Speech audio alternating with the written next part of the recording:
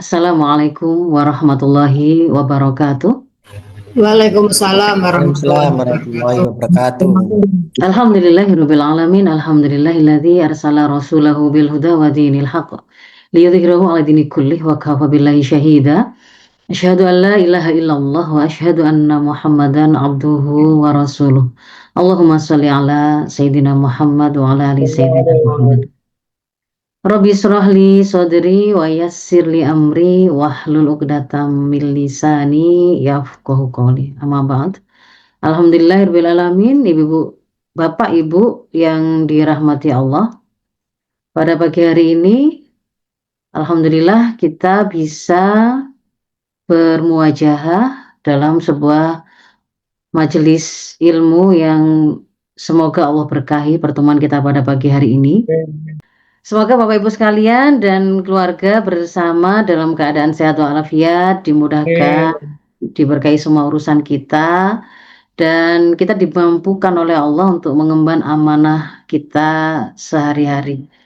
Bapak Ibu yang dirahmati Allah, setelah berdiskusi awal dengan pihak pesantren atau NDM, kami kemudian kemarin menawarkan judul ini, ya. Jadi kalau versi judul lengkapnya adalah ini, mungkin kalau di undangan yang Bapak Ibu terima tidak selengkap ini, ya.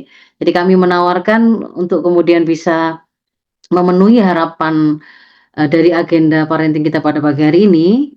Insya Allah kami akan membahas tentang satu presentasi yang kami harapkan dengan ini nanti akan menjadi penguat tidak hanya bagi para orang tua, Bapak Ibu di rumah, tapi juga sekolah, dan itu juga nanti akan berkontribusi pada terjalinnya sebuah hubungan koneksi yang saling menguatkan antara rumah, anak, ya, sekolah, dan selanjutnya nanti itu akan berimplikasi kepada ada upaya besar, ya, yang akan kita juga lakukan untuk membawa kebaikan ini untuk keseluruhan umat. Jadi tidak hanya untuk anak kita, tetapi generasi ini pada umumnya. Jadi saya beri judul presentasi saya adalah merajut komunikasi, menguatkan koneksi bersama, kita sempurnakan amanah lintas generasi. Jadi di situ ada beberapa poin penting yang akan jadi penekanan. Yang pertama memang adalah aspek komunikasi, lalu yang kedua adalah hubungan atau koneksi. Yang ketiga di situ ada amanah lintas generasi yang nanti kemudian akan saya tunjukkan. Untuk bisa menyempurnakan ya kita harus memperbaiki unsur nomor 1 dan nomor 2.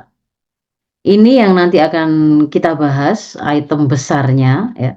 Yang pertama sebagai prolog saya akan sampaikan sekilas mungkin problematika membangun komunikasi dan menjalin koneksi hari ini dalam rangka melakukan pembinaan kepada generasi muda kita. Kalau kemudian Bapak Ibu mungkin juga bisa merefleksikannya, sulitnya membangun komunikasi dan koneksi dengan anak-anak kita. Tapi sebenarnya yang Bapak Ibu temui itu tidak hanya menjadi masalah Bapak Ibu sendiri, ya. Jadi tidak semata cara pandangnya itu adalah kita hendak menyelesaikan persoalan kita sendiri, karena nanti di situ akan Bapak Ibu lihat bahwa sebenarnya yang menghadapi kesulitan membangun komunikasi dan koneksi dengan generasi muda hari ini ternyata tidak hanya kita sendiri begitu. Tetapi ternyata itu menjadi persoalan bersama dari generasi-generasi tua atau para orang tua.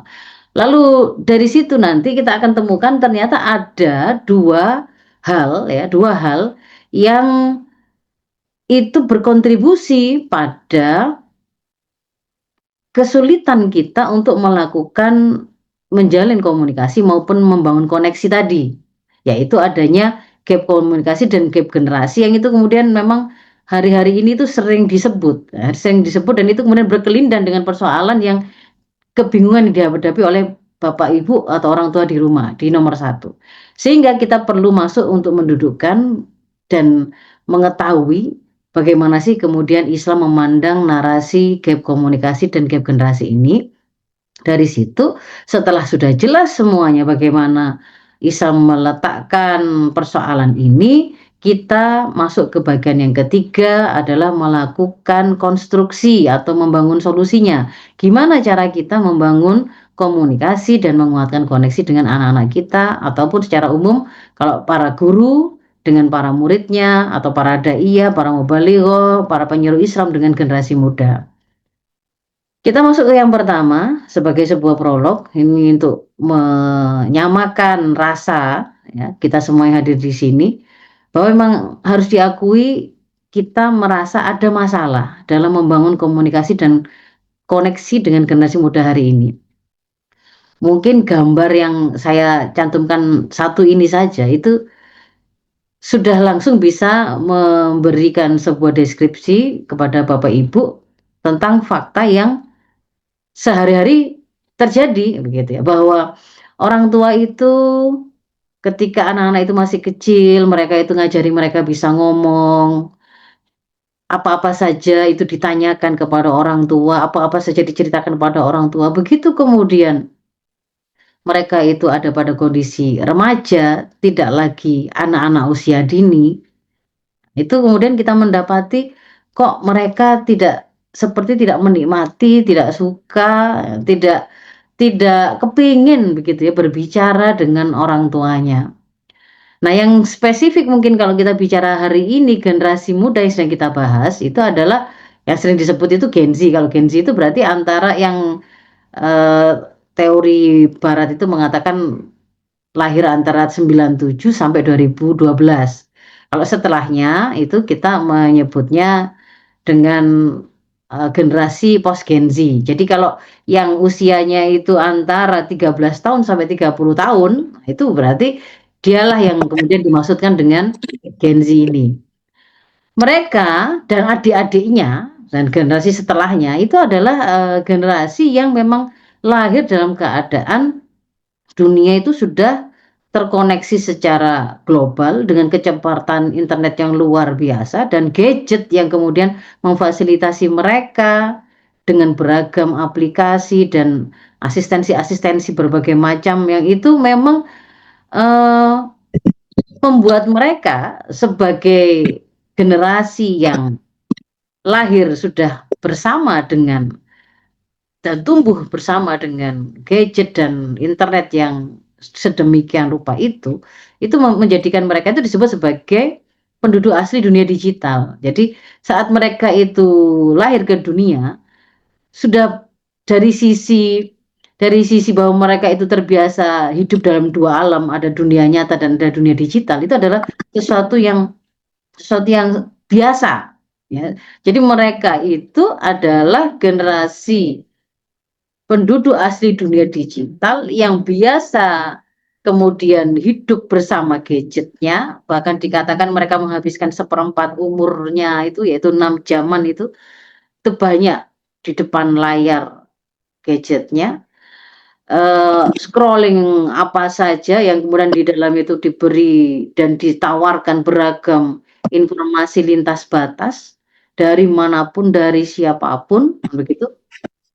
Dan juga beragam aplikasi-aplikasi yang kemudian memanjakan mereka untuk tidak perlu terlalu effort atau ada usaha yang berbeda dengan generasi sebelumnya. Misalkan mau makan, mau fotokopi, mau kirim undangan, mau dengar kajian, itu kalau sebelum ada dunia digital, sebelum ada sosmed, itu semuanya itu bertemu pada dunia nyata kan gitu ya. Sementara ketika kemudian para penduduk dunia digital ini, itu seolah-olah segala ada dalam genggaman jari jemari mereka melalui gadgetnya, yang itu membuat mereka memang cukup sibuk ya dengan gadgetnya.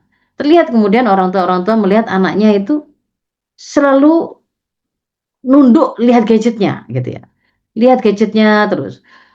Pada waktu mereka tidak di rumah, orang tua berharap nanti ketika pulang nanti bisa diajak bicara, diajak ngomong, diajak ngobrol yang hangat gitu. Tapi faktanya ketika pulang ke rumah mereka sepertinya sibuk ya, apakah dengan laptopnya, apakah dengan HP-nya dan itu kelihatannya lebih asik, kelihatannya itu sangat penting. Sehingga kalau kemudian mereka itu mau menyapa atau ngajak omong ada kekhawatiran itu menjadi sesuatu yang mengganggu karena kelihatannya Ananda kok itu ada sesuatu yang sangat penting itu di layarnya itu. Atau kalau kemudian orang tua mencoba menjalin komunikasi, kadang ya responnya itu ya sangat minimalis atau bahkan malah tidak ada respon, ya datar saja, dilihat saja, tidak kemudian ada respon yang cukup adekuat. Upaya untuk kemudian ngobrol itu kemudian juga hanya terjadi sepihak ya. Orang tua bertanya, anak menjawab secara minimalis tadi atau kemudian cukup dilihat saja, oh ternyata nggak perlu dibalas juga, nggak perlu dijawab juga ternyata tidak ada masalah. Jadi komunikasi sepihak, tidak ada dialog, apalagi kemudian deep talk ya, perbincangan yang sifatnya itu dalam dari hati ke hati, hangat. Di situ itu kemudian menjadi, upaya untuk bisa menjalin bonding, kedekatan, mentransfer nilai atau kemudian bahkan menyelesaikan persoalan. Nah, bahkan ketika kemudian dicoba untuk dipaksakan misalkan berbicara, ternyata ada, atau seringkali bahkan pada beberapa keluarga-keluarga tertentu itu setiap ngobrol bapak, ibu dengan anaknya itu ternyata terjadi salah paham hingga terjadi konflik, begitu ya.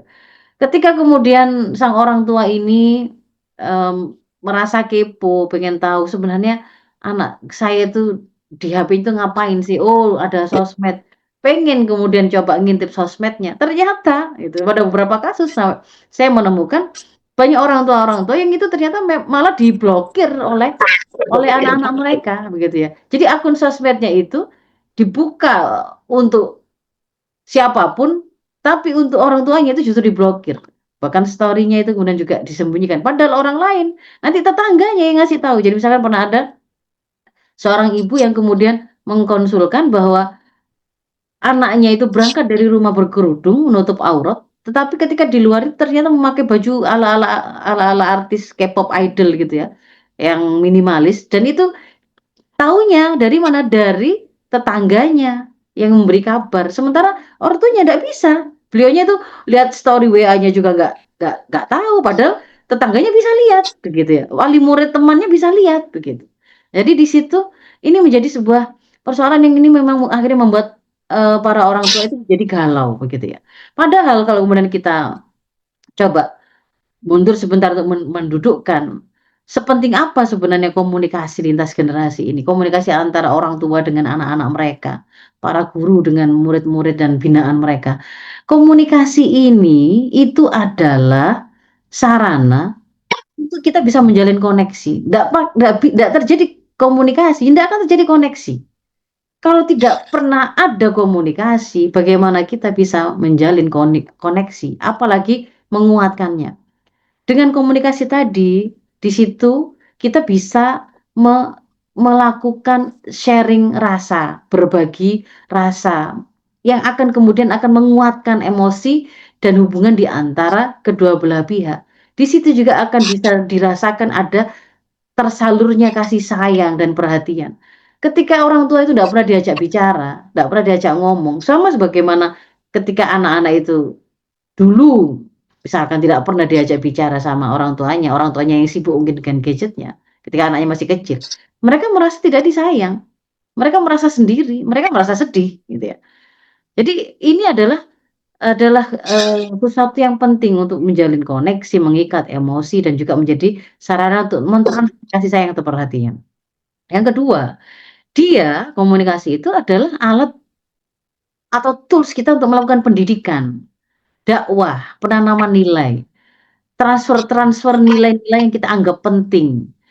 Kalau kemudian nggak ada komunikasi, bagaimana kita mau melakukan pendidikan? Kan bisa diteladankan dengan hanya melihat apa yang dilakukan bapaknya sholat. Tapi kalau kemudian tidak pernah dibuat paham kenapa mereka harus sholat, apa yang kemudian dibaca pada saat sholat, semua itu butuh komunikasi, butuh sebuah ada makna yang kita sampaikan ya secara verbal melalui lisan kita, nasihat kita, ajaran kita. Jadi di situ itu sangat penting untuk melakukan sebuah transfer nilai. Yang berikutnya, dengan komunikasi ini pula kita tuh nanti tuh akan memastikan kita tuh mau membangun profil anak-anak kita dan juga generasi secara umumnya itu seperti apa. Tanpa adanya komunikasi, kesulitan. Bahkan kalau kemudian kita bicara sistem pendidikan di dalam Islam, yang itu merupakan sistem formal terstruktur untuk memastikan transfer nilai yang dianggap penting oleh satu peradaban, dalam hal ini adalah dalam pandangan Islam, itu juga memastikan harus ada sebuah proses pertemuan, ya, pertemuan antara guru dan murid, dan ada proses talaqqiyan fikriyan, transfer pemikiran, ketemu. Di situ ada guru menyampaikan, ada murid yang menerima pengajaran. Jadi di situ akan terbangun proses membentuk karakter dan membentuk kepribadian generasi. Yang berikutnya, komunikasi ini juga kita butuhkan untuk satu sisi mencegah supaya tidak ada konflik atau persoalan, dan seandainya pun kemudian terjadi ada konflik itu, kita juga butuh adanya komunikasi untuk menyelesaikan. Nggak bisa kemudian dimenengno, dibiarkan saja terus selesai sendiri, itu begitu, nggak bisa. Justru kemudian ketika tidak ada komunikasi, itu bisa jadi akan menjadi pintu masuk munculnya persoalan, dan sebaliknya komunikasi yang lancar itu juga bisa menjadi pencegah munculnya konflik. Dan yang berikutnya juga akan kita pakai yang namanya komunikasi ini untuk membangun dan mengkonsolidasikan potensi yang kita punya, ya. Kita hendak membangun sesuatu, merancang sesuatu, mengagendakan sebuah proyek bersama, ya itu membutuhkan komunikasi. Dan terakhir, bahwasannya aktivitas komunikasi yang kita lakukan bagian dari hidup kita. Hidup kita itu sudah diberikan oleh Allah sebuah visi, adalah wa ma khalaqtul jinna wal insa illa liya'budun. Tidaklah aku ciptakan jin dan manusia kan kecuali untuk beribadah kepadaku. Jadi apapun episode hidup kita, termasuk ngomongnya kita, itu ya bagian dari ibadah. Nah, ketika kemudian kita mendapati sepenting itu komunikasi, tapi faktanya harus diakui kok kemudian ada banyak di antara kita yang merasa kesulitan ngajak ngomong, ataupun kalau ngomong ya cuman garing gitu saja, ndak dalam, ndak sampai kemudian terjadi hal-hal yang tadi kita sebutkan, ya, transfer nilai, membentuk kepribadian, membentuk karakter, menyelesaikan masalah, kok nggak terjadi.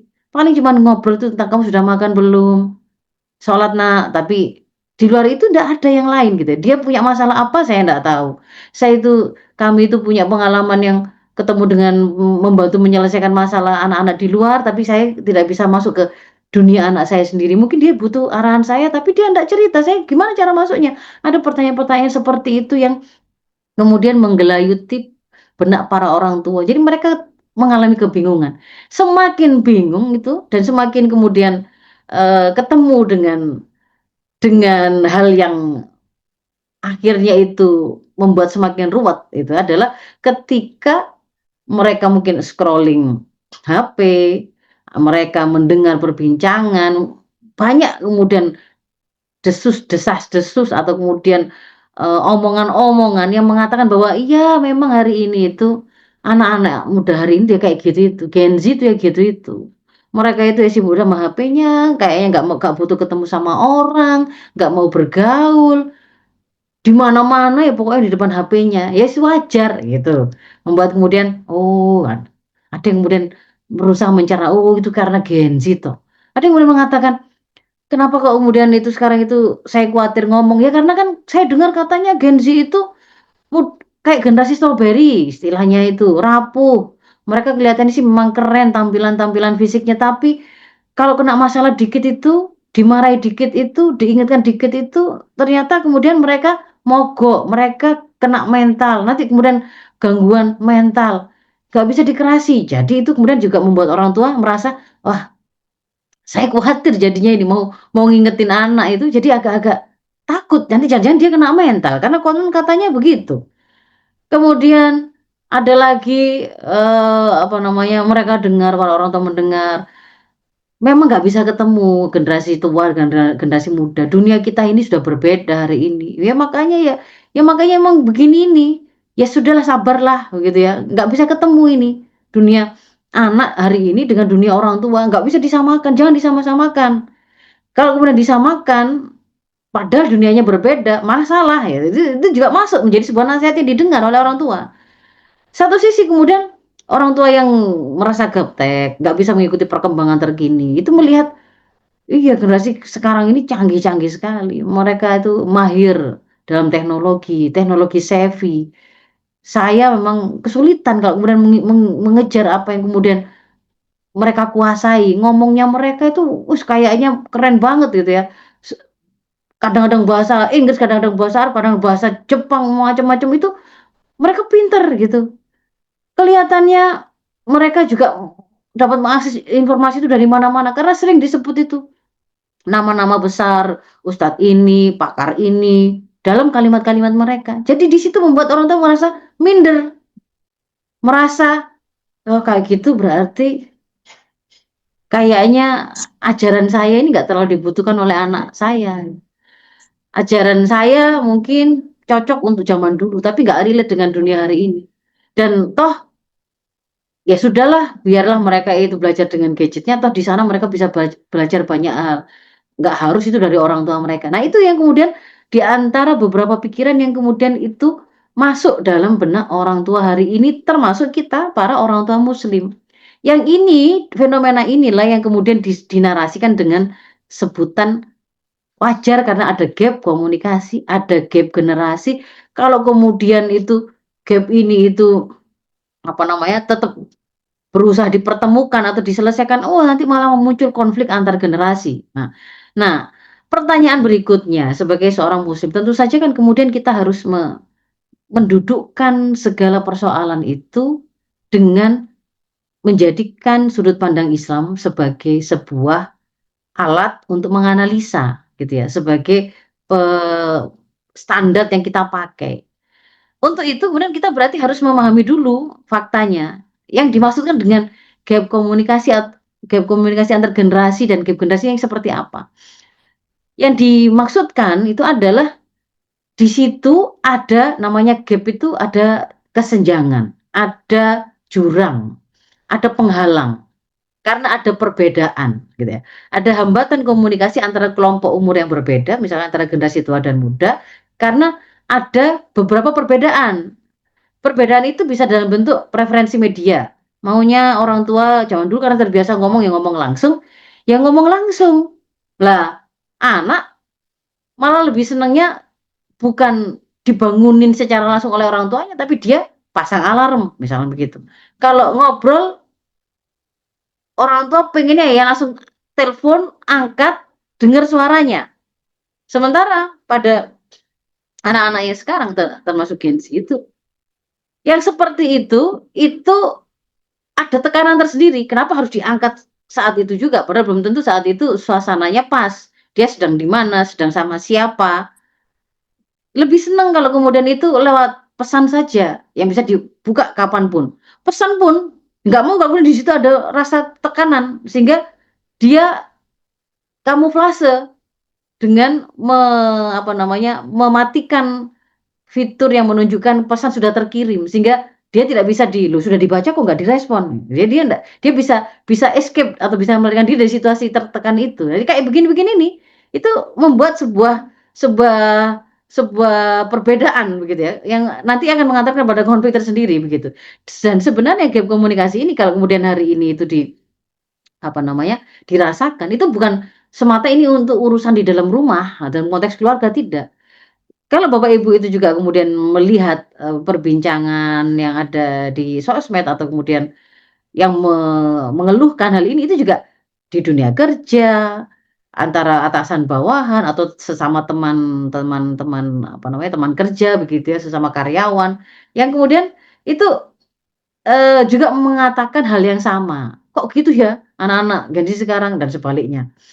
Versi yang Gen Z, "Oh gitu ya orang-orang Gen Boomers itu ya, sukanya maksa-maksa." Nah, jadi itu yang, berawal dari gap komunikasi lalu kemudian mengantarkan kepada gap generasi, dan seringkali yang disebut dipersalahkan atau dianggap memicu itu adalah, adanya teknologi dan digitalisasi yang masif hari ini. Nah, sebenarnya kemudian mana yang lebih dulu antara gap komunikasi sama gap generasi kalau yang dimaksudkan oleh peradaban hari ini ketika menyebut dan mempopulerkan ini, itu ya kayak antar ayam dan telur ya, mana yang duluan. Bisa berawal dari karena sulitnya menjalin komunikasi, maka kemudian akhirnya terjadilah, jarak antar generasi, seperti ada keterpisahan. Atau sebaliknya, karena merasa sudah berbeda dunia, berbeda generasi, berbeda, apa namanya, cara hidup, nilai dan seterusnya, akhirnya nggak menjalin komunikasi. Yang tua nggak mau ngajarin, yang muda nggak pengen dapat nasihat dari generasi tua. Nah, itu yang dimaksudkan dengan narasi gap komunikasi dan gap generasi. Tapi bagaimana sebenarnya, kita mendudukkan gap komunikasi dan gap generasi ini, asal-usulnya itu seperti apa, gitu ya. Apakah ini sesuatu yang wajar? Sebenarnya Bapak Ibu, gap generasi ini, istilah itu muncul dan kemudian populer, itu ada kalau kita telusuri, kita akan temukan itu ada pada peradaban barat, gitu ya. Di sana, seorang sosiolog Jerman yang nulis bukunya sebenarnya sudah sejak tahun 1928-an, tapi kemudian diterjemahkan dalam bahasa Inggris ya, dengan judul The Problem of Generation di tahun 1952 itu namanya Mannheim Karl. Dan juga ada di tahun 60-an ini semakin populer pembahasan itu di sana, gap generasi itu oleh sosiolog Amerika yang namanya Margaret Mead. Yang mereka maksudkan, peradaban barat itu sebut sebagai gap generasi itu adalah ada jurang pemisah yang membedakan cara berpikir, bertindak, termasuk apa yang diyakini, bahkan hingga tataran selera dari anggota generasi yang berbeda. Dan itu menjadi bahasan yang sifatnya ilmiah bagi mereka, gitu ya. Dan penekanan bahwa gap generasi itu terjadi itu bukan semata-mata kalau dalam pandangan mereka itu karena tahun lahirnya begitu ya, bukan karena jarak kelahirannya bukan, tetapi yang kemudian mereka katakan itu membuat akhirnya mereka seolah berbeda dari dua generasi itu menjadi seolah-olah berbeda dan jauh, itu karena masing-masing itu memiliki pengalaman historis yang berbeda dan itu membentuk lensa mereka dalam memandang dunia itu juga menjadi berbeda. Sehingga mereka katakan wajar kalau kemudian nilai orang tua nggak lagi otomatis menjadi nilai anak karena satunya itu pernah mengalami perang dunia, satunya nggak tahu. Satunya itu nggak ngerti dunia digital hari ini, satunya pakar atau ahli di situ, sangat mahir di situ. Ya memang wajar kalau kemudian ya berbeda. Orang tua akhirnya ajarannya, nilainya nggak lagi otomatis jadi nilai generasi anaknya, nilai generasi tua secara komunal juga dipandang nggak lagi relevan untuk menjadi nilai generasi muda. Dan itu kemudian mengantarkan pada beberapa dampak ya. Ada sering nggak sinkron komunikasi, ada sering salah paham, ada perbedaan dalam memandang nilai-nilai tertentu ya. Ada generasi tua yang masih memandang LGBT itu adalah sebuah aib, malu anaknya sampai kemudian jadi seorang gay. Tapi pada kemudian generasi anaknya, oh itu sudah semata-mata pilihan saja yang harus dihormati bahkan. Ada ketidakselarasan visi hidup sampai kemudian terjadi konflik ya dalam pengasuhan maupun pendidikan. Di barat itu kemudian bahkan sampai konflik itu saking runcingnya itu sampai negara harus turun tangan untuk ngatur solusinya itu dengan mempertemukan dua generasi ini dalam bentuk program-program yang mempertemukan mereka dalam bentuk program komunikasi, dilakukan coaching dan seterusnya. Nah, kalau kemudian kita coba, dudukkan, kenapa kok kemudian dalam peradaban barat itu terjadi fenomena gap generasi yang mengantarkan pada gap komunikasi ya, gap komunikasi atau sebaliknya tadi, maka itu tidak bisa dilepaskan dari ada dua pemikiran barat sekuler ya, yang itu memang berpengaruh ya. Yang pertama adalah ide individualisme. Sebuah ide atau isme yang menjadikan bahwa kebebasan individu itu sesuatu yang sangat penting dan diagung-agungkan. Nggak boleh digugat gitu. Itu hak asasi, dikatakan asasi itu mendasar. Bahkan kan mereka definisikan itu hak asasi sudah dibawa sejak lahir. Sehingga ketika kemudian mereka itu memandang hak asasi manusia, kebebasan individu itu sesuatu yang bahkan dia letakkan lebih tinggi daripada menjaga masyarakat. Jadi kayak misalkan negara di barat yang dia negara penerap sekulerisme dan kapitalisme, dia tidak akan pernah mampu melakukan sebuah pelarangan, misalkan dilarang zina, karena itu hak asasi hak asasi seseorang gitu. Kalau kamu nggak mau zina, nggak mau pacaran, nggak mau gonta-ganti pasangan, ya itu hakmu. Tetapi kamu nggak boleh melarang hak orang lain yang dia itu kan mau memilih untuk zina atau gonta-ganti pasangan. Nah, pada konteksnya seperti itu, negara dia tidak bisa kemudian mengatakan zina itu haram, yang nikah itu halal. Dia tidak akan ada aturan yang sifatnya seperti itu. Yang ada adalah dia hanya akan turun tangan untuk mempertemukan dua kutub kepentingan hak asasi manusia atau kebebasan individu. Misalkan ada orang yang kemudian mengatakan dia memang kamu silakan kalau mau zina-zina ganti-ganti pasangan ya terserah kamu. Tapi kalau kamu sampai menzinai atau berzina dengan anakku yang dia masih kecil, oh saya tidak terima, gitu ya. Jadi di situ, oh kalau anak kecil karena dipandang itu adalah usia di mana relasi itu belum setara, maka kan orang tua masih punya otoritas, orang tuanya punya aspirasi, tidak boleh anakku kemudian nanti itu terus sampai dibohongi oleh orang dewasa. Maka disitulah negara kemudian mengatur perlindungan terhadap anak dari kekerasan seksual, mereka nyebutnya begitu. Tapi kalau kemudian sudah dewasa, sama-sama dewasa, sama-sama dianggap memiliki kebebasan individu yang harus dijaga, ya negara tidak akan kemudian bisa turun di situ. Kalau keduanya setuju, misalkan fenomena kapan hari itu di tahun berapa itu di Surabaya ada fenomena sekelompok pertetanggaan, pasangan apa keluarga-keluarga gitu ya, bertukar pasangan suami atau istrinya dengan tetangganya begitu ya untuk sekian lama. Nah fenomena kayak begini yang disebut sebagai swinger sex itu sebenarnya di barat itu biasa. Maka kalau dalam perspektif peradaban barat yang kayak begitu itu ya tidak bisa diapa-apakan karena di situ sama-sama ada konsen atau persetujuan. Nah, mereka apalagi kemudian menetapkan ketika anak itu sudah dianggap sudah tidak lagi anak, yaitu pakai batasan usia 18 tahun, maka ya sudah, berarti dia punya kebebasan mutlak yang harus apa namanya dihormati termasuk oleh orang tuanya atau generasi tua atau generasi sebelumnya, mau gurunya, mau siapapun itu. Itu yang pertama. Yang kedua, karena di barat itu, karena mereka tidak mengatur kehidupan itu dengan wahyu, ya kan? Mereka mengatur dengan hasil kesepakatan mereka sendiri, maka di situ nilai-nilai yang kemudian mereka anut, yang mereka terapkan itu kan selalu relatif memang, relativisme nilai. Nggak ada standar yang pasti ini tuh halal, ini haram, ini terpuji, ini tercela, ini tuh baik, ini buruk, nggak ada.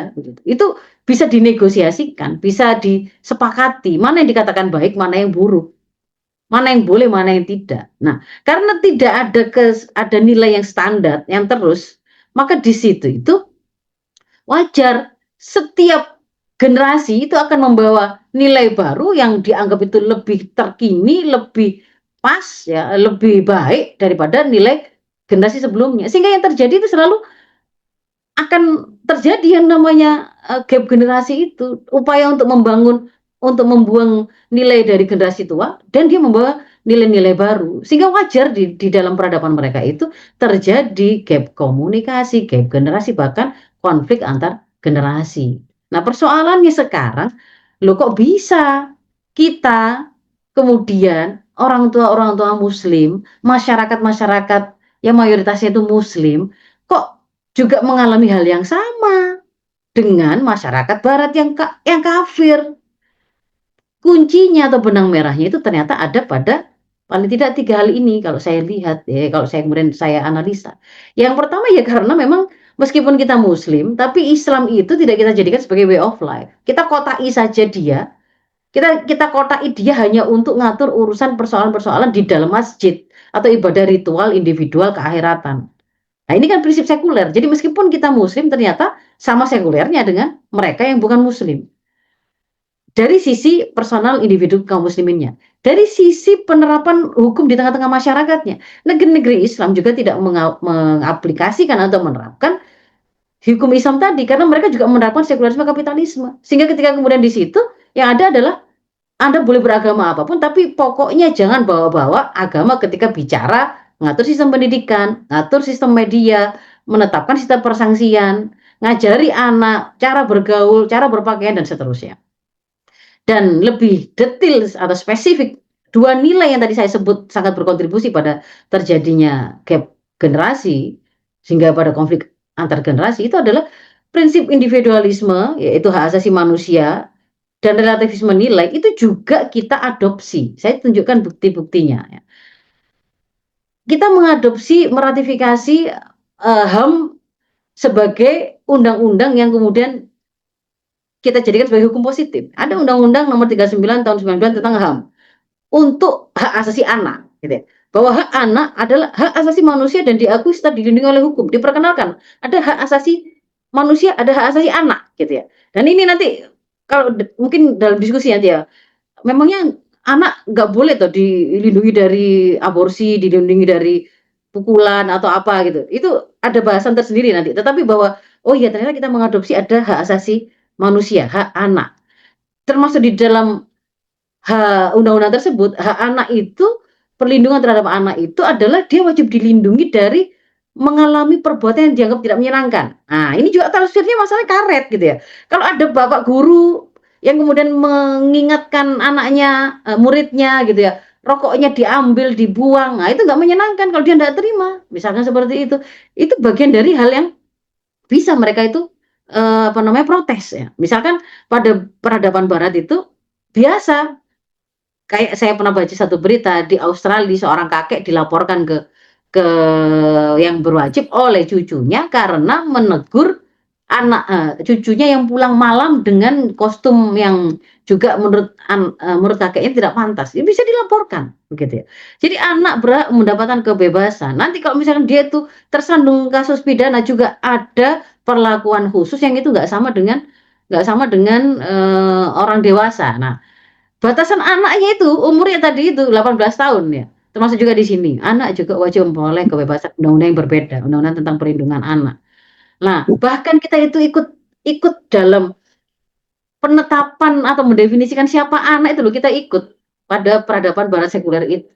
Kok bisa kemudian kita itu dapat angka 18 tahun itu baru dikatakan setelahnya itu baru dikatakan bukan anak-anak dalam undang-undang tentang peradilan pidana anak, tentang perlindungan anak gitu ya. 8 sampai 18 tahun, 21 tahun. Ini pun masih apa namanya, masih kocar-kacir antara satu dengan aturan yang lain itu masih kontradiktif ya. Tapi tidak ada yang kemudian mengatakan di situ anak itu batasannya itu ada kalau mereka masih belum mukallaf. Nggak ada. Nah, ini kan berarti kita nggak menggunakan tuntunan Islam. Nggak ada yang kemudian di situ akil balik, nggak ada disebut. Tetapi umur 18 tahun, jadi kuliah pun itu masih anak-anak gitu ya.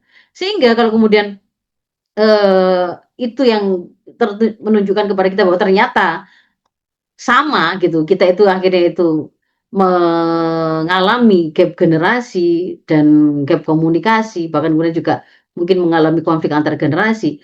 Akhirnya karena fakta kita membuang Islam dan mengadopsi fikra-fikra yang rusak tadi, akhirnya seolah-olah kemudian kita itu sepakat dan menyetujui bahwa oh memang kita itu mengalami ada gap generasi. Ya sudah kalau begitu. Ya sudah yang tua nggak usah lagi ngajari, yang muda nggak perlu tanya, nanti percuma mereka itu nggak ngerti, nggak bisa ngasih nasihat yang relate dengan kita. Yang tua juga merasa insecure karena kayaknya saya malah kalah canggih sama anak kita, malah sama anak saya. Sehingga di situ terjadilah sebuah fenomena antar generasi muslim seolah terputus atau dibuat terputus. Dan ini kalau mau diteruskan Bapak Ibu ya, ketika mereka itu diputus dari orang-orang yang dianggap layak dan punya otoritas untuk ngajari mereka, maka mereka bisa terputus dari warisan risalah yang itu disampaikan oleh Rasul, lalu didakwakan sampai ke kita hingga kita mengenal menjadi Islam. Ketika kita itu mau menyampaikan dan menasihatkan itu ke anak kita, dianggap tidak lagi relevan dan ini sangat berbahaya. Apa bahayanya secara detail atau spesifik? Paling tidak ada 3 bahaya ini. Yang pertama itu akhirnya yang tadinya itu Islam mengamanahkan adanya ketersambungan, nanti di belakang saya tunjukkan. Mana buktinya gitu ya. Islam itu mengamanahkan adanya ketersambungan dan kesinambungan antar generasi, bukan keterputusan, akhirnya dibikin terputus. Gak pernah ada dalam sejarah Islam kita itu mengalami sebuah fenomena berbeda generasi itu menjadi sumber masalah. Antar satu generasi dengan generasi yang lain itu seolah-olah asobiah generasi. yang tua merasa lebih punya banyak pengalaman dan kuat, lalu melemahkan generasi yang muda. Yang muda kemudian melihat yang tua itu terlalu jadul sehingga kemudian merasa tidak butuh dengan nasihat mereka. Itu tidak ada, tidak pernah ada fenomena begitu. Nah, dengan adanya mengambil narasi gap generasi ini justru malah terpisah. Kemudian yang kedua, yang diinginkan dari narasi gap generasi ini adalah memang otoritas orang tua, mereka-mereka yang sudah menginternalisasi pada mereka itu ajaran Islam, yang harusnya memang kemudian mereka itu ngajari, mau dai, mau guru, mau musyrifah, mau orang tua, itu dibikin nggak layak. Gara-gara ndak teknologi savvy tadi, ndak mahir teknologi, itu kemudian ditarik kepada semuanya itu jadi jadul, semua ajaran jadi tidak layak untuk disampaikan, termasuk melarang pacaran. Oh, hari gini kok melarang pacaran, jadi seperti itu, dilemahkan otoritas para generasi sebelumnya yang seharusnya menjadi pelaku pendidikan dan pembinaan generasi. Lalu yang ketiga, ini digunakan ya untuk menghancurkan nilai Islam itu sendiri, jadi diputus, lalu koneksinya itu mereka pindah, mereka gantikan dengan terkoneksi kepada peradaban barat. Nah, terkoneksinya mereka kepada peradaban barat itu dengan cara apa? Melewati gadget yang hari ini mengambil sebagian besar waktu dari anak-anak kita. Jadi mereka pada kondisi setelahnya, karena mereka adalah generasi digital yang seperempat umurnya sekitar 6 jaman itu mereka itu ada di dalam sosmed, ada di dalam gadget mereka, maka mereka semua yang mereka buka, semua bahkan sentuhan tangan mereka gitu ya, ini nyentuh layar, menahan layar itu tidak bergulir itu sekian berapa detik, itu dibaca sebagai data. Oh, pada waktu ada video tentang banyolan-banyolan yang sebenarnya itu banyolan bodoh, tapi dia sangat menikmati dan ditandai dengan dilihat sampai selesai, dibaca oleh aplikasi, oleh penyedia layanan sosmed ini, apakah Facebook dan seterusnya, IG dan seterusnya. Dibaca, oh dia senang ini, maka karena saya ingin mereka itu tetap kembali lagi ke aplikasi ini, ke platform ini, ke gadget ini, saya akan berikan kepada mereka tontonan-tontonan yang serupa dengan itu. Sama dengan misalnya emak-emak itu ketika kemudian nyekrol, mulanya itu nyekrol cepat, begitu terlihat ada gamis atau kemudian tas yang menurut dia itu bagus, lalu dia tahan scrollingnya, maka itu langsung dibaca sebagai data yang diolah. Maka jangan heran ketika kemudian nanti itu sudah ditutup ya gadgetnya, nanti masuk lagi langsung datang beragam iklan dari macam-macamnya tas, macam-macamnya gadget itu, macam-macamnya gamis itu, yang sekiranya akan membuat si emak tadi akan berlama-lama di situ, mendetili yang foto-foto yang dikirimkan, mau ngeklik, mungkin kemudian akan membeli. Nah, di situ yang diinginkan.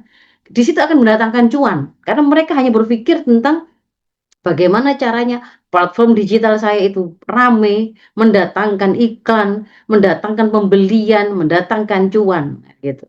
Sementara kalau kemudian kita masih berpikir bahwa tapi Ustazah kan mereka di sosmed juga bisa dengar loh nasihat-nasihat yang baik begitu ya, selain juga tadi itu, eee, tontonan-tontonan yang buruk. Kalau misalkan ya ada peristiwa perkosaan atau ya kekerasan seksual begitu, berita, tapi itu kemudian ternyata membuat kita membaca full dengan detail, agak lama dibaca, oh ternyata senang dia dengan hal yang bersifat seksual, dikasihlah itu nanti ke berita tentang kekerasan seksual atau perkosaan atau kemudian sampai dengan yang nyambung-nyambungnya yang ke lain-lain itu. Bayangkan, jadi bisa jadi di situ anak kita yang mereka itu tidak terlalu ngerti literasi digital, itu seperti kita taruh ke dalam hutan ya, hutan belantara yang mereka itu bisa kesasar kemanapun, bisa kesasar kemanapun.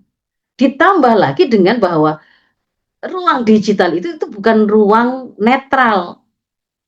Adanya Facebook, IG, YouTube, X dan seterusnya itu ada penyediaannya yang mereka itu punya target, sehingga dia nggak mau kemudian ada gerakan yang itu akan mengusik kepentingan mereka. Di antara yang dianggap mengusik kepentingan mereka misalkan yang menggugat tentang ide-ide individualisme atau hak asasi manusia atau kebebasan personal.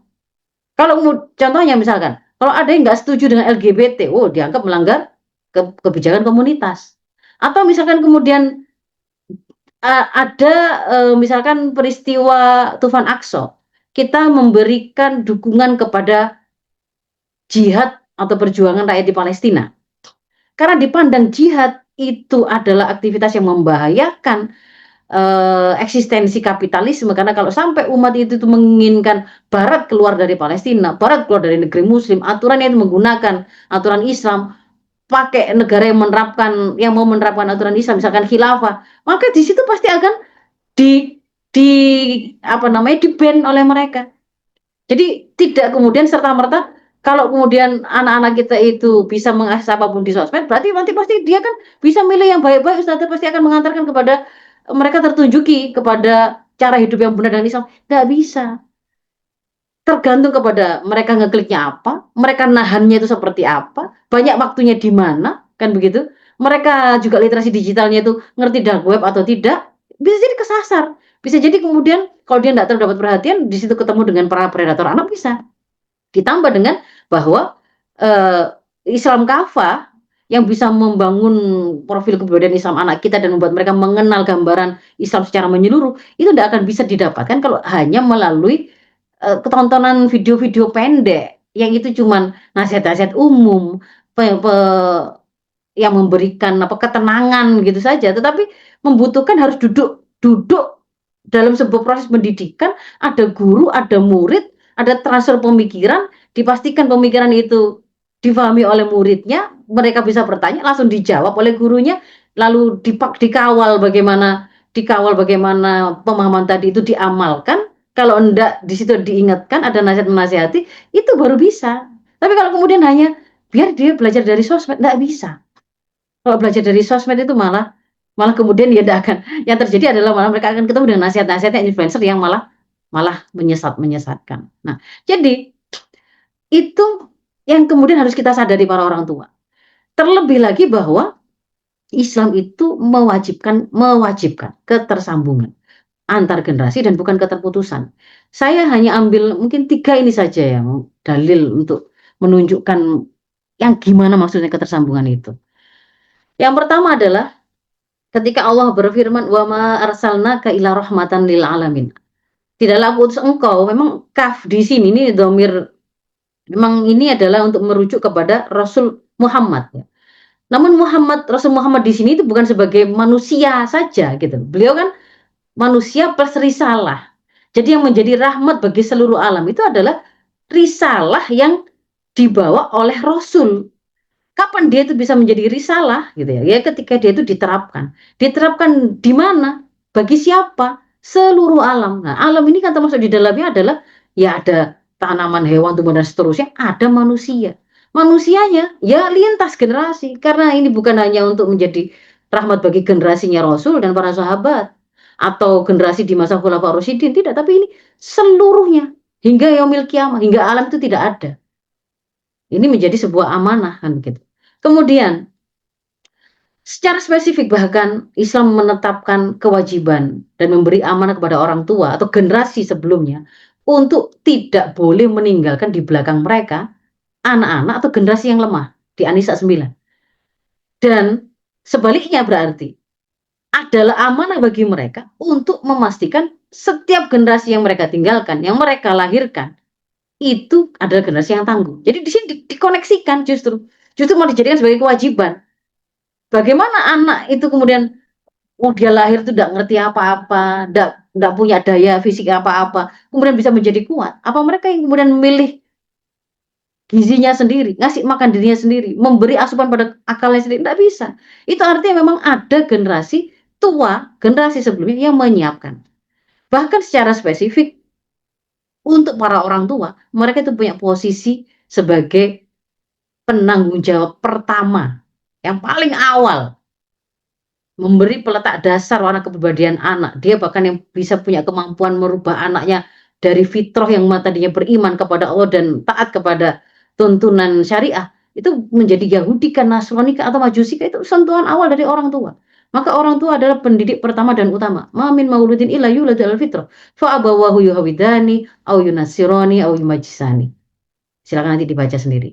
Dan bahkan kalau kemudian kita bicara doa yang diajarkan untuk kita itu senantiasa membaca, berharap anak cucu kita itu adalah Rabbana hab lana min azwajina wa dzurriyyatina qurrata a'yun waj'alna lil muttaqina imama. Di situ kita berdoa itu nggak hanya untuk anak kita ya, jadi karena dari pasangan-pasangan kami itu ya, dan juga dzurriyyah gitu. Dzurriyyah itu anak cucu keturunan kita, ya anak kita, anak-anaknya anak kita, anak-anaknya anak-anaknya dan seterusnya.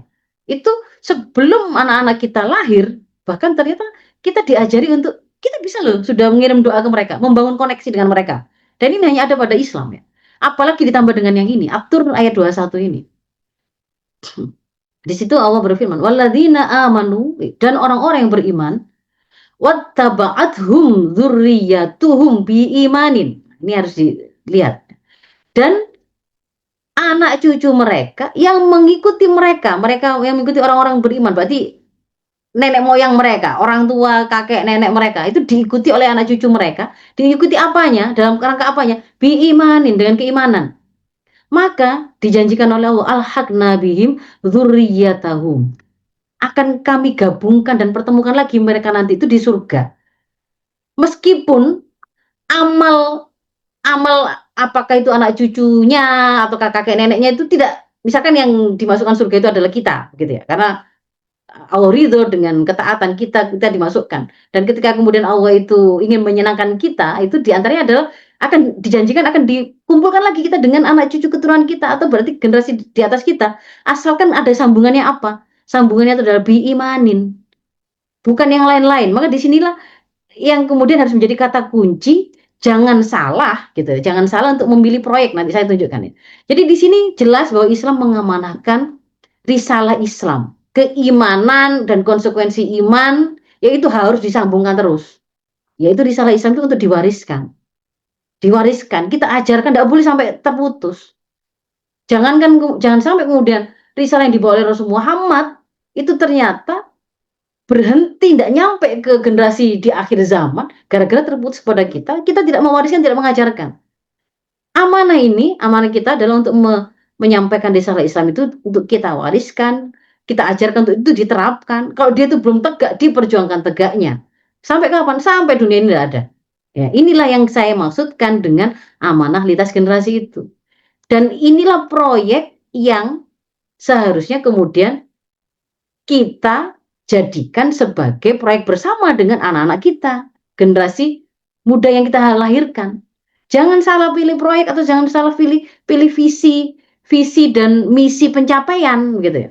Karena yang akan membuat kita tadi nyambung, ketemu lagi di surganya, saling susul menyusul dalam kebaikan. Kalau amal kita kurang baik, tapi karena anak kita sempat kita ajari, kamu harus ngaji nak, kamu harus dakwah nak. Saya tidak pernah merasakan dakwah, tapi ketika anak saya itu ternyata dengan amanah yang saya ajarkan tadi, dengan ajaran yang saya sampaikan tadi, di akhirnya ternyata banyak melakukan amal soleh yang lebih baik dari saya. Oh, saya bisa diangkat. Jadi di situ yang mempertemukan adalah kesamaan, ketersambungan dalam akidah, dalam penerapan syariah sebagai konsekuensi dari akidah atau iman tadi, dan bagaimana mewujudkannya dalam kehidupan. Bukan kakekmu itu adalah CEO 25 perusahaan. Maka Bapak sudah mengembangkannya menjadi 50 perusahaan. Kamu harus 100 perusahaan. Kalau kemudian itu dijadikan sebagai proyek yang dianggap penting untuk diraih dalam keluarga kita, maka itu tidak akan mengantarkan kepada perjumpaan kita di dunia, di surga. Atau misalkan kalau Bapak itu guru, ya berarti kamu besok harus jadi kepala sekolah.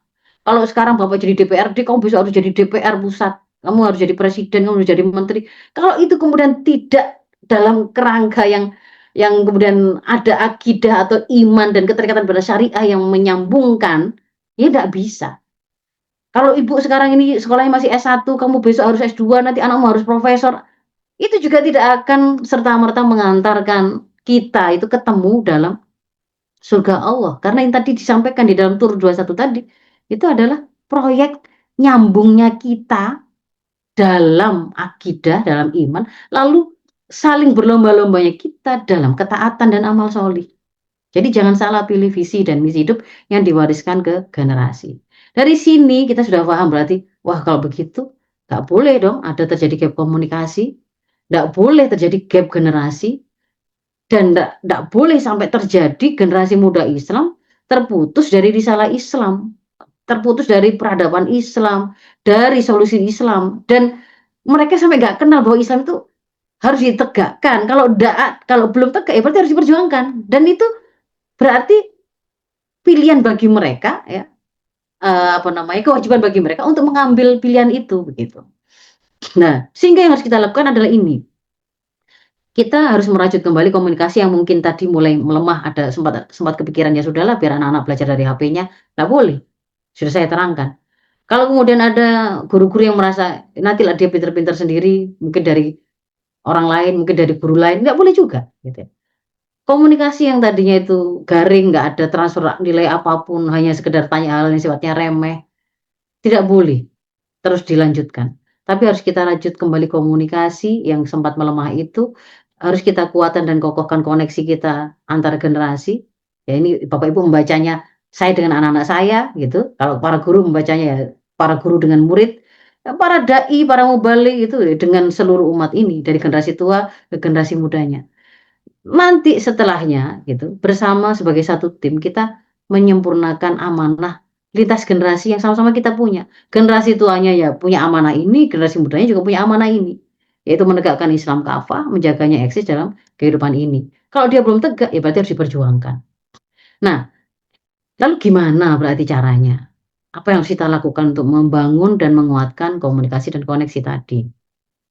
Yang pertama, Ibu-ibu, Bapak Ibu, mohon maaf, kita itu kita itu tidak bisa tidak, eee, kalau ingin berpengaruh dan ingin didengar, bisa terbuka peluang untuk komunikasi, itu harus dekat.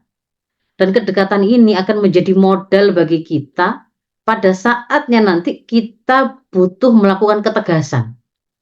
Tanpa kedekatan yang terjalin antara kita dengan ananda atau generasi muda atau murid kita itu akan takut untuk tegas. Jangankan mau ngingetin, gimana tingkah pergaulannya ustazah, saya baru nyindir kok pulangnya agak malam ya Nak ya Nduk ya, gitu aja sudah besoknya saya ndak diajak bicara, saya ndak disapa. Nanti kalau saya tegesi minggat ustazah gitu. Nah itu berarti Bapak Ibu bisa tahu ada ketidakdekatan di situ. Sehingga insecure ketika mau menyampaikan satu ketegasan. Maka nasihat pertama itu bangunlah kedekatan dengan Ananda, dan ini sebenarnya prosesnya itu bukan satu waktu glodak semuanya saat ini, itu enggak, tetapi itu sebenarnya dilakukan secara alami sesuai tahapan tumbuh kembangnya. Maka perhatikan tahapan yang akan saya sampaikan supaya kalau ibu-ibu yang masih belum, Bapak Ibu yang belum kelewatan, ya silakan dilakukan, jangan sampai kelewatan membangun kedekatan itu. Kalau sudah kelewatan, insya Allah masih bisa diperbaiki. Tidak ada keburukan dalam kebaikan. Nah, gimana? Perhatikan momentum kedekatan. Anak itu kan akan tumbuh mulai dari usia awal, usia dini, yang di sana itu mereka paling dominannya itu adalah butuh khidmah atau pelayanan. Tanpa khidmah, karena dia tidak mandiri, dia tidak bisa hidup. Maka intinya itu kalau mau memanfaatkan momentum ini, mereka yang terlibat pada usia dini secara langsung dan lebih banyak melakukan khidmah pada anak-anak mereka, maka mereka pasti secara alamiah dekat. Proses berikutnya, yaitu masuklah mereka pada tahapan 7 tahun kedua yang kalau Imam Ali mengatakan atau mengajarkan, mulai perlakukan anakmu seperti tawanan, karena itu masa kita mau melakukan proses membangun kepribadian Islam, menginstal sakofa, ngajari sakofa itu kalau kemudian berpengaruh pada amal untuk menyelesaikan masalah itu kayak gini, mereka bertengkar sesama saudara, begini loh, hukumnya apa, berarti kamu harusnya seperti apa. Mereka dibully teman, bagaimana kemudian kita datang menyampaikan ini solusi Islam atau ajaran Islamnya begini harusnya langkah yang kamu lakukan. Mereka sedih, mereka marah dan seterusnya itu, maka mereka siapapun yang terlibat dalam proses untuk menginstal sakofa, membersamai anak-anak kita menyelesaikan masalah mereka, mengajarkan dan menjadi teladan bagaimana kepribadian Islam itu, maka di situ secara alami mereka akan menjadi orang yang dekat dengan anak-anak pada usia 7 tahun kedua. Nah, kalau yang ketiga itu sudah balik, sudah mukallaf. Justru anak-anak kita itu memang seharusnya mereka sudah lebih banyak di luar karena mereka sedang membangun kepemimpinan dan merintis kepemimpinan di luar. Yang hari ini tuh seringkali kebalik, orang tua itu. Ketika kemudian lu anaknya sudah ABG, mulai khawatir nanti dia itu bergaulnya sama siapa, dengan siapa, nanti dia pacaran sama siapa, menghamili anaknya siapa. Karena kekhawatiran-kekhawatiran seperti itu, justru anak-anak ketika usia itu sudah di atas 15 tahun itu tadi, itu malah disuruh bolak-balik itu kembali ke rumah, pulang ke rumah, keluar sedikit diteleponi. Karena dia, orang tua tadi merasa insecure karena tidak memiliki kedekatan di sini dan di sini. Yang di sini, yang masa intim, masa usia dini, masa usia usia 7 tahun kedua malah dilepaskan ke orang, begitu. Nah, yang kalau sudah yang berikutnya yaitu sudah sebenarnya mereka sudah membangun kerajaannya sendiri ya. Tidak semata-mata dia mandiri, tapi dia sudah menjadi penanggung jawab bagi keluarganya, masyarakatnya, dan seterusnya. Jadi manfaatkan momentum kedekatan tersebut sebagaimana tadi saya sampaikan, kalau pada masa usia dini, hadirlah secara fisik maupun non fisik, banyak melakukan khidmah secara langsung, kalau bahasa hari itu hands on ya, nggak pakai lewat tangan orang lain ya. Kalau yang dulang, yang sering ngajak mainan, yang mandikan, yang nemanin tidur, ya itu pasti dekat sama anaknya secara secara secara alami gitu ya. Kalau pada masa kritis ya, karena dia sudah mulai punya kemampuan berpikir, mulai membanding-bandingkan, mulai mulai memasukkan info ini dan itu dan seterusnya, maka di situ siapa yang kemudian hadir pada saat anak punya masalah, lalu ngasih contoh solusi, pada waktu dia senang ikut berbagi dalam kebahagiaan, di situ akan menjadi mereka yang dekat secara alami. Dan kalau kemudian sudah selesai itu tadi dimanfaatkan, meskipun anak itu kuliah di luar kota, saatnya misalnya dia kuliah, mungkin dia mondok, nggak setiap hari ketemu, nggak setiap hari ngomong-ngomongan, nggak setiap hari telepon, tapi nggak masalah karena dia sudah ada kedekatan terjalin. Ketika ketemu pun masih tetap hangat, tetap bisa bicara apapun, masih cerita tentang apapun, begitu ya. Dan memang nggak harus kemudian selalu setiap hari ketemu, begitu. Itu. Nah, kemudian yang kedua, supaya kemudian kita itu bisa didengar, berpengaruh, bisa bisa kita bisa jalin komunikasi dan koneksi dengan anak kita. Ya jadilah teladan yang terbaik bagi mereka.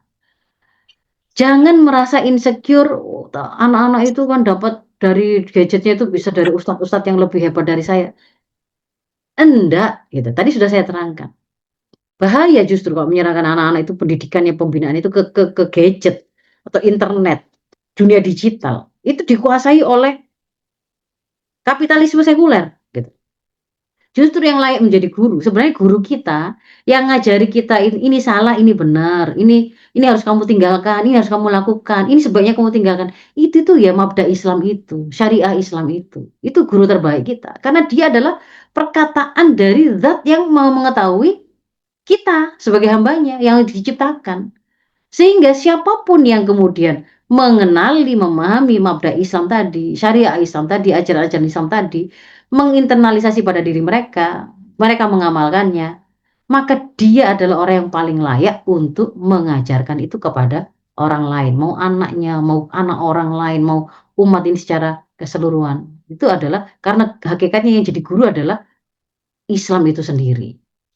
Kemudian yang berikutnya, perhatikan kalau ngobrol dengan siapapun sebenarnya ada prinsip komunikasi atau perkataan yang diperintahkan dalam Islam itu kalau ibu Bapak Ibu buka itu, ada macam-macam qaulan itu, ada qaulan sadida. Ini kalau mengatakan sesuatu itu yang jujur, yang jelas, yang benar, yang tegas, nggak nyimpang. Qaulan ma'rufa, bener sih, tapi kok nyelkit. Nah, itu juga diajari, tidak menyakitkan, ma'ruf. Qaulan layyina, bahkan kemudian kalau bisa itu yang justru pilih diksi yang itu bisa menyentuh hati, tidak sekedar menyentuh akal.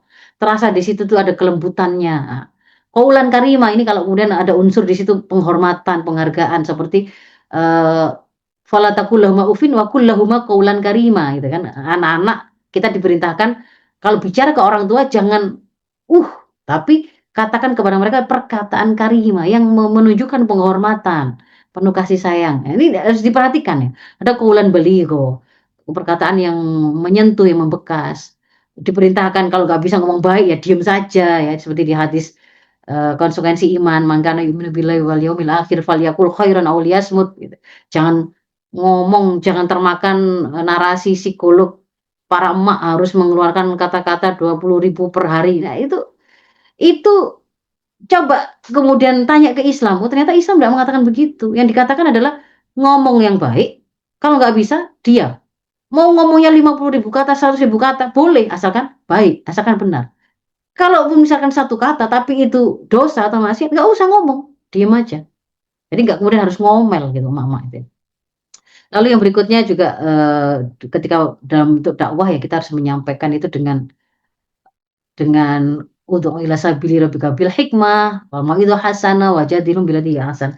Argumentasinya yang kuat, yang meyakinkan, yang membuat mereka itu, ngerti, paham, dan kalau berdebat, debatlah dengan cara yang ahsan. Dan hindari, di situ ada kalau bahasa di Quran ya di dalam aturan Islam ya begini nih ya, nggak boleh ada fitnah, ada dusta, nggak boleh ada makian-makian, hinaan, perkataan keji yang lain, nggak boleh menggunjing, nggak boleh adu domba. Jadi di situ harus diperhatikan ketika misalnya guru mau menyelesaikan persoalan antar murid, ya di situ jangan malah ngajarin gunjing, jangan malah guru ngadu domba gitu ya. Jangan kemudian asal terima saja perkataan fitnah belum pernah tabayun, yang seperti ini juga harus diperhatikan. Yang berikutnya, contoh inspirasi rincian langkah untuk merajut komunikasi. Ini saya sertakan siapa tahu, karena kadang-kadang tidak semua orang tua tergambar gitu. Jadi kayak gimana? Terus saya sudah mau memperhatikan itu, tapi mau mulainya itu loh, mau mulai ngomong kayak gimana? Yang pertama itu, jadilah orang tua yang bisa mendengar. Mendengar di sini itu bukan mendengar sambil lalu ya. Jadi kualitas mendengar yang dimaksudkan itu adalah kita memberi perhatian yang adekuat ya, perlu itu sampai kemudian tatap mata anak gitu untuk kemudian tapi juga nggak harus ya, maksudnya kalau ada anak laki-laki itu mungkin justru nggak tahan kalau harus tatap mata anaknya, tapi maksudnya tertangkap oleh anak, ibunya nggak nyambi, meskipun matanya nggak menangkap tapi nggak sibuk sambil ngejar, apa namanya, deadline tulisan, misalnya artikel atau bikin PPT, yang itu kayaknya nggak perhatian, nah jangan gitu ya. Tapi bener-bener ditangkap oleh anak ini sedang didengarkan, dan itu ditandai dengan adanya respon yang interaktif ya, yang bermakna bukan sekedar, gitu ya, tapi yang memang kemudian terasa itu ada perhatian orang tuanya kepada anaknya tadi. Iya. Yang Mohon maaf kedua, kalau Ustazah, mereka ya mau selesai insyaallah, nggih. 5 menit lagi boleh? Ya 5 menit, nggih. Ya. Yang kedua, kalau mereka menyampaikan rasa tertentu gitu, saya nggak seneng ini ada di sekolah situ atau begini atau apalah mereka itu menceritakan apa, validasi dulu emosinya, jangan langsung, "Terus mau apa? Kamu jadi mau jadi apa?" Denger dulu, lalu kalau kemudian di situ ada emosi yang kamu maksudkan itu yang mana? Nggak enak itu yang gimana? Yang menakutkan, yang menyedihkan, yang bikin kamu merasa nggak nyaman, nah itu dengerin begitu ya. Memvalidasi itu bukan berarti pasti harus kita setujui, enggak.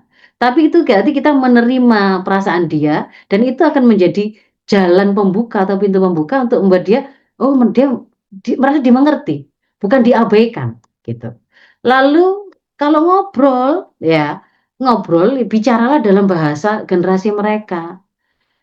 Sesuai diksi yang difahami, bahasa yang jelas bagi mereka, sesuai dengan kebiasaan yang mereka ngerti. Kan anak-anak hari ini gitu bicara tentang orang tuanya, bapaknya itu bisa dia gambarkan seperti sebuah aplikasi begitu atau sebuah gadget gitu. Jadi misalkan anak saya pernah mengatakan, seorang ayah itu ya harus interaktif ya, jadi dia itu harus memiliki fitur-fitur yang lengkap. Orang tuanya dibikin begitu, fitur-fitur kayak begitu itu, oh dia maksudnya itu ternyata ketika maksudnya fitur-fitur itu gimana? Ya dia orang tua ya bapak itu ya bisa ngajarin ngaji, tapi juga bisa melucu, ya bisa ngajak main, ya bisa gitu. Jadi, oh itu diwakili dengan kata-kata fitur-fitur gitu. Mungkin generasi sebelumnya nggak merasa ngeklik atau nggak merasa enggak, tapi ternyata itu yang justru menurut mereka itu malah pas ya, itu silakan dipakai. bahasa sesuai dengan huruf mereka atau generasi mereka. Kemudian berikutnya, bangun komunikasi itu ya memang butuh effort gitu, sehingga agendakan, ada ritmenya, ada iramanya gitu. Jadi misalkan dibiasakan, pokoknya kalau sambil makan nggak boleh ada gadget ya, gitu. Atau ayo setiap pagi sambil jalan pagi, sambil apa terserah.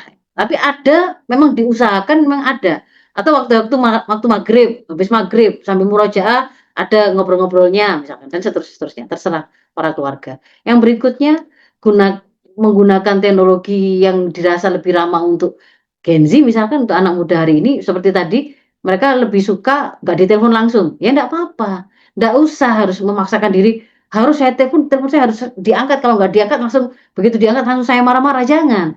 Kalau memang mereka itu lebih senang kalau telepon itu nggak seperti dalam tekanan, kirim saja mungkin pesan, ada emotikonnya yang menunjukkan ada love-nya, ada ungkapan yang menunjukkan perhatian. Bagaimana kabarnya anak soleh di sana? Semoga sehat. Gak dijawab juga nggak apa-apa, terus saja tambahkan. Semoga urusannya dimudahkan ya. Semoga ujian hari ini bagaimana. Semoga eh, jalan-jalan hari ini menyenangkan atau gimana begitu. Yang itu silakan disampaikan. Tidak perlu harus dipaksakan. Tapi saya kalau nggak dengar suaranya, nah itu harus video call baru ayem. Ya jangan ya. Kemudian yang berikutnya hindari 4 hal ini. Kalau ini itu ada, itu langsung turn off anak-anak itu. Langsung dimatikan. Mungkin diblokir kita itu ya. Kalau setiap bicara langsung menghakimi. Kamu itu memang coba dari kamu tak lahirkan sampai sekarang apa kebaikanmu? Itu kan di antara kalimat yang disampaikan oleh seorang anak di mana itu saya lupa beritanya. Akhirnya dia membunuh ibunya karena sekian tahun dia itu selalu mendengar kata-kata itu dan pada saat itu entah dia itu karena sangat capek habis kerja, habis lembur atau gimana, ibunya ngomel ngeluarin kalimat itu. Dari kecil, dari kamu lahir sampai kamu besar, apa kebaikanmu apa? Itu namanya menghakimi, membandingkan. Jangan kamu itu kayak anak tetangga ini, kayak anaknya Bu ini ya. Menggurui sebelum mendengar, belum tahu ceritanya sudah langsung sok. Berarti kamu itu salah, harusnya begini ya, atau meremehkan perasaan tadi, nggak divalidasi. Lalu yang berikutnya prinsipnya jadilah rumah untuk anak untuk bisa pulang. Gitu. Bapak Ibu di luar itu anak-anak kita itu menghadapi situasi yang luar biasa banyak sekali tantangan bagi mereka. Itu kalau mau dirincikan nanti juga ada rinciannya, tapi saya cukup sampaikan saja di luar sana itu mereka itu juga penuh dengan tekanan. Gitu. Sehingga kemudian di rumah kita itu hanya menghadirkan tambahan tekanan.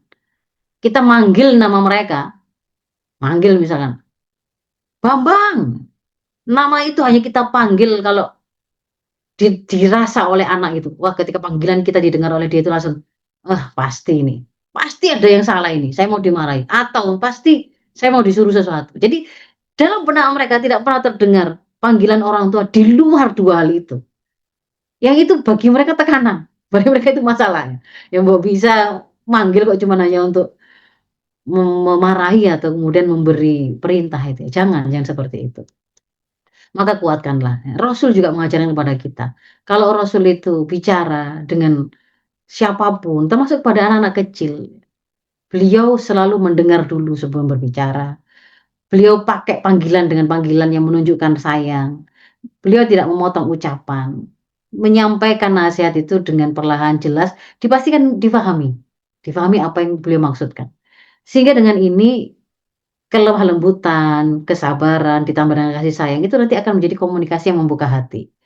Kalau arahan yang kita sampaikan itu relevan, memang yang sesuai yang dicari oleh anak kita, oleh murid kita, solutif, dan kita sampaikan itu dengan tulus, bukan palsu ya, kayak sok-sok ngasih perhatian, padahal sebenarnya itu hanya melaksanakan taklif dari sekolah misalkan. Maka anak itu ketika merasa orang tua saya memang tulus, beneran menginginkan kebaikan, di situ akan jadi kunci penerimaan. Dan harus kita ingat untuk melaksanakan tanggung jawab yang begitu memang berat. Orang itu pasti butuh ilmu. Maka harus ada aktivitas mengupgrade diri itu. Harus ada alokasi jadwal khusus dan itu istiqomah ngaji. Ngaji Islam kafah karena itu adalah yang jadi guru kita itu kan itu. Kalau tanpa itu kita nggak bisa jadi guru.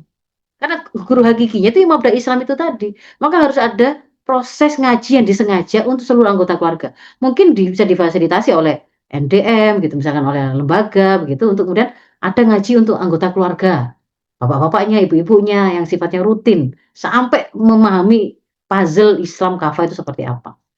Namun demikian meskipun kita itu memiliki ilmunya, tidak bisa kalau kemudian melindungi generasi itu, melindungi mereka, itu cuman dengan kekuatan kita sendiri. Kalau sosmednya masih macam-macam bisa di-upload di sana. Kalau orang-orang yang melakukan kejahatan seksual tidak ada hukuman yang menjerahkan. Kalau sistem pendidikannya itu menjadikan guru-guru ndak berani ngingetin murid-muridnya, ndak berani tegas, ndak bisa gitu ya. Maka harus ada sinergi.